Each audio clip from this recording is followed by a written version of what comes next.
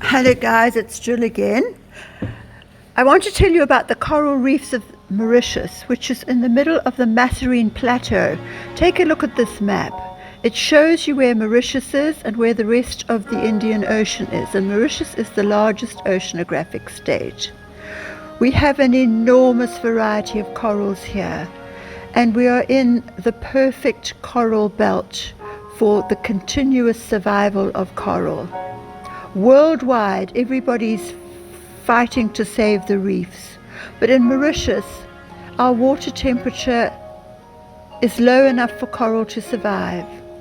Coral lives at a depth of up to 50 meters, plenty of space there. We're in the middle of the Indian Ocean. It thrives in a temperature of between 19 degrees and 29 degrees. Guess what? Our temperature in the winter is 23, and in the summer it doesn't go above 29. We have varieties of coral that are so exquisite, people come from all over the world to photograph them. Some that are so rare you hardly ever find them. It's an exciting place to dive, and it's an exciting place to live. We have brain corals. Look at these.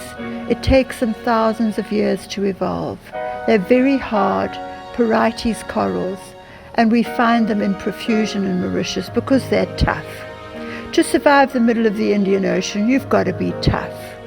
We've got anemones here. Look at these guys. Aren't they huge and aren't they beautiful? I'll do another one about anemones later because we've got such a variety of them. But these are growing in amongst the corals. Look, there are hard corals, there are soft corals. And look at this reef. There's Roger, a truly happy man, finning through one of the most beautiful reefs in Mauritius. It's on Troubiche. It's got a lot of different coral species. It's got plate corals, and it could have been designed by an artist for somebody to paint. We have whip corals with little whip coral gobies.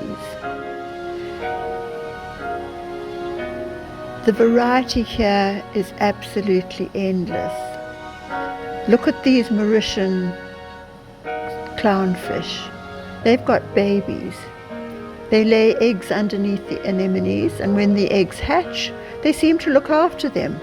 This is very different from the normal coral reef that you would find elsewhere in the world because of the variety. Look at these. This is a depth of 30 meters. We've got green tree corals. Look at the gorgonians. We've got gorgonians thriving here.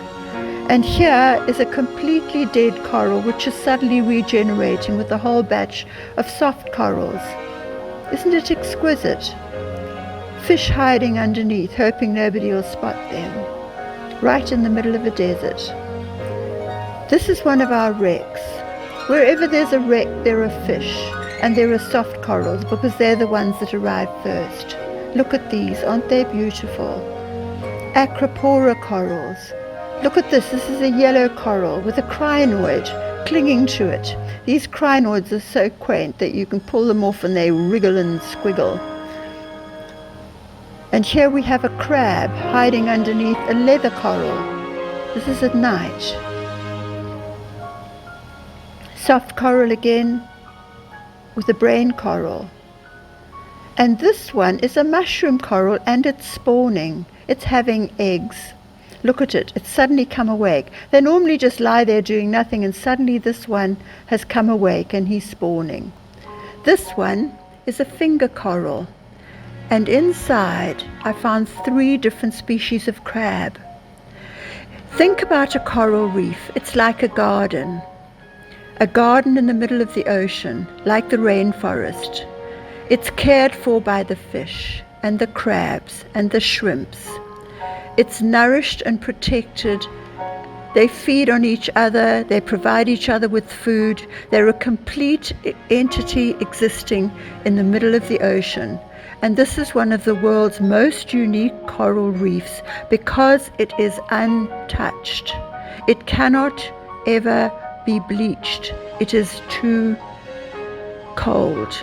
It is too warm. It is the perfect temperature for coral to thrive. And it thrives.